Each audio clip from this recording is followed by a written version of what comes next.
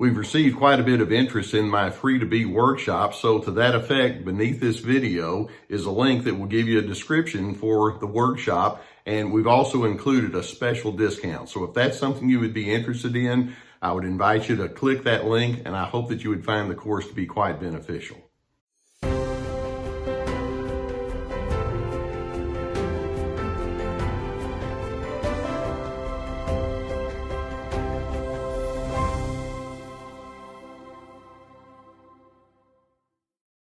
I'm going to begin by stating the obvious.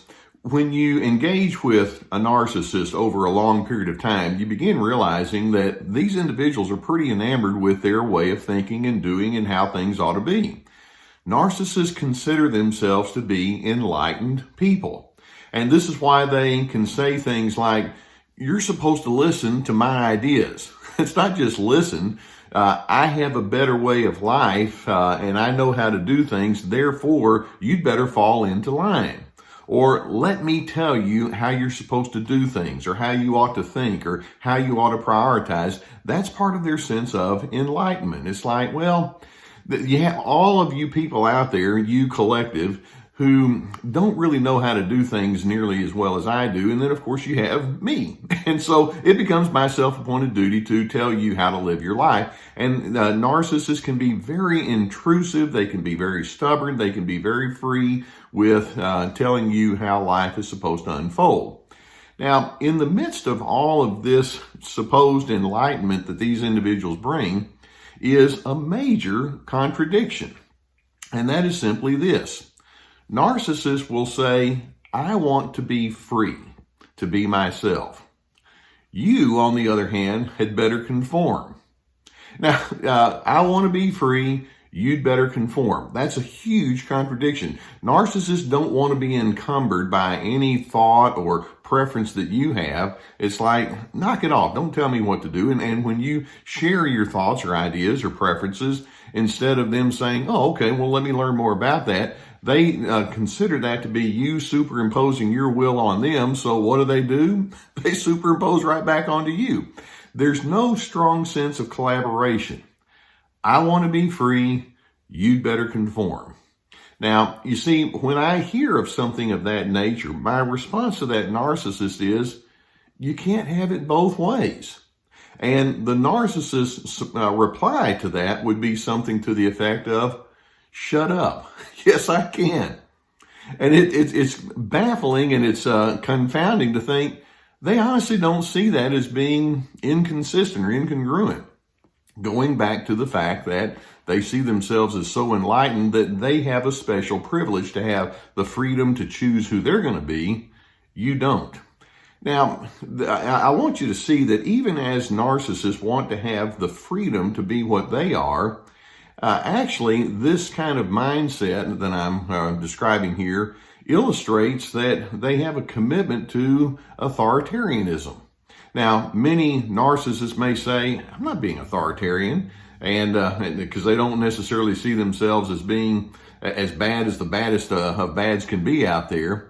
And yet, when you say, "Well, I'm the authority, you need to go along with me, and I can't believe that you would think anything other than what I have," then that has nothing to do with freedom.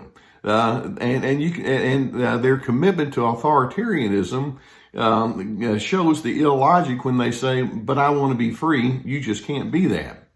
And so they don't see the inconsistency at all of their pattern of thinking. In addition, this blind spot that they operate with illustrates the depth of their narcissistic entitlement. One of the defining features of narcissism is that the individual can be so consumed with oneself, and they can have such a sense that says, "Well, I'm really quite unique," that they come up with a notion that says, "Well, I really do think people should cater to me." And again, they may not say, "I don't care what people do." Well, yes, they do. It's like, "No, you need to come along with me, and if you can go along with what I do, then we're going to get along just fine." I've got a news flash. You think you're so unique? Well, I'm unique too. We're all unique. And so the person who has that narcissistic mindset that says, "I'm free, you're supposed to conform," doesn't allow for the fact that you have your unique thoughts too. They want you to just stay inside their grooves, and that makes no sense. It's totally illogical. In addition, this blind spot that they operate with illustrates a childlike self-focus. I'm sure many of you have been around little small children, and they have this mentality that says, me, mine, this do what I want. Or when you ask them to do something, they'll say no. Well, little kids do that because they're little kids, and they haven't learned yet how to blend. When we talk about children maturing, what are we referring to? Well, the maturation process that a child can have is that they learn how to blend well with other individuals. Eventually, children begin to realize, well, maybe it's not all about me. Maybe you have needs over here, or maybe I need to consider this over there. And as they go deeper and deeper into that pattern, we say, well, this child really is showing some maturity. This is really nice. Narcissists have not moved beyond that childlike me way of thinking. In addition, this the double standard that the narcissists have, I'm free, you'd better conform, illustrates a complete lack of empathy.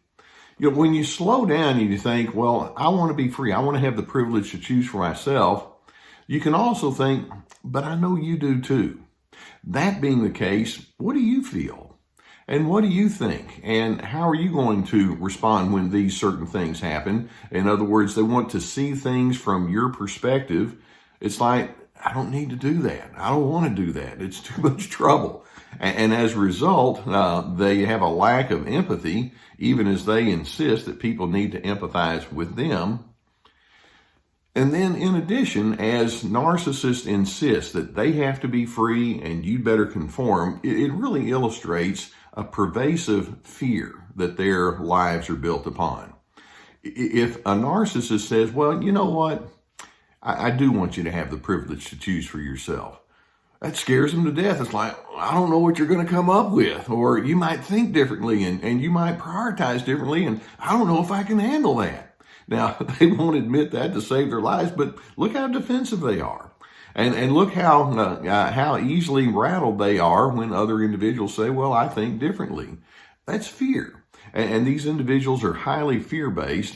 And so I'm hoping that you can see that when they come at you with this notion that says, I'm free, you'd better conform, it's coming from a place of gross illogic, and it represents a deep lack of personal awareness. I just don't see it. Now, knowing this, I'm hoping that you and I can live with better alternatives leading the way. One of my primary aims as I give these teachings is that we can see the patterns inside of narcissism for the purpose of us deciding, well, if that's something that I don't care for, what would be my better way of doing things? And I'm hoping that there can be some of us that are committed to a healthier way of living. So let's run through some thoughts on that. First and foremost, in a healthy style of interacting, we're going to start with the notion that says no entitlement. Sure enough, I have my valid needs, but you do too. And let's make sure that no one person gets to run up to the front of the line constantly and the other people are just not considered at all. Let's have a sense of inclusiveness in the way that we engage with one another. Another thought that's part of the healthier alternative is it is legitimate to pursue self-preservation, which is what narcissists are trying to do.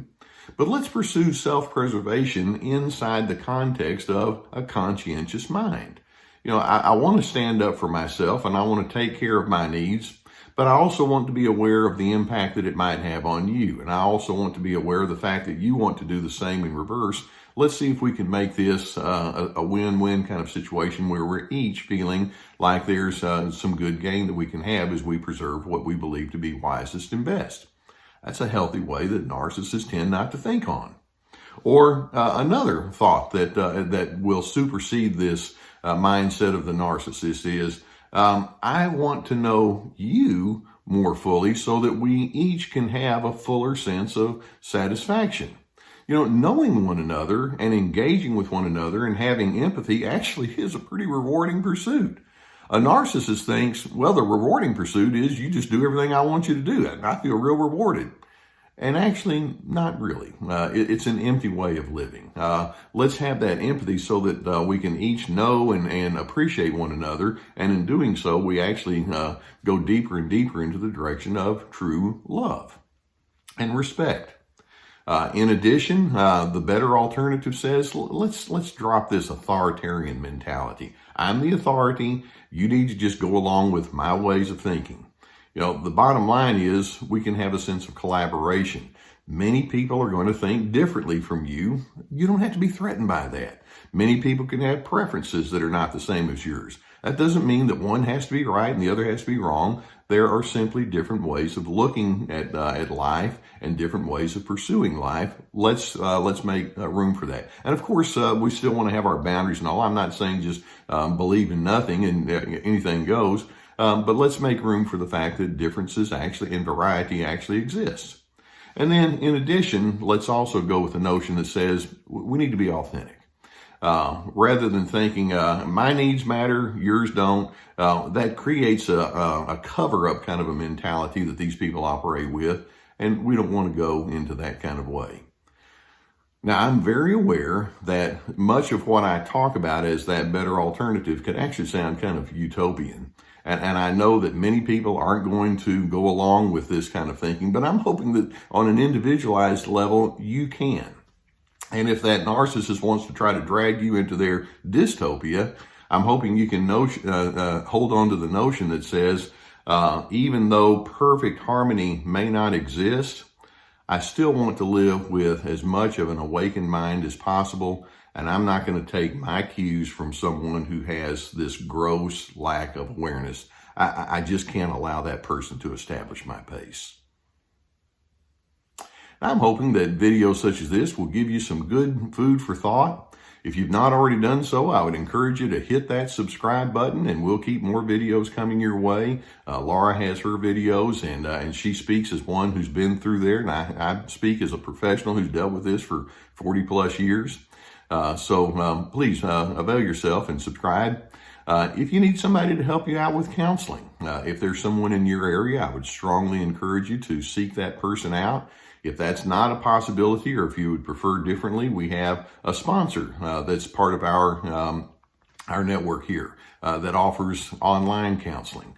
And online counseling is very popular, and this the sponsor has a whole team of professionals that could help you. And there's a link below that could take you to that, and I would encourage you to look into that if that would be a need that you could use or that could be satisfied. In addition, we have links to my books. We also have my courses, Free to Be, and we have a new one coming along very soon. It's going to be called This Is Me, Establishing Boundaries with the Controllers in Your Life. We have lots of resources. The Anger Trap, my books, When Pleasing You is Killing Me. So check those out.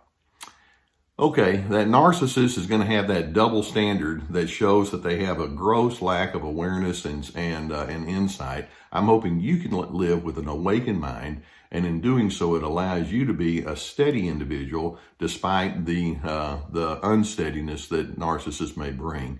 And in doing so, I'm hoping that you can still continue to go after your place of peace.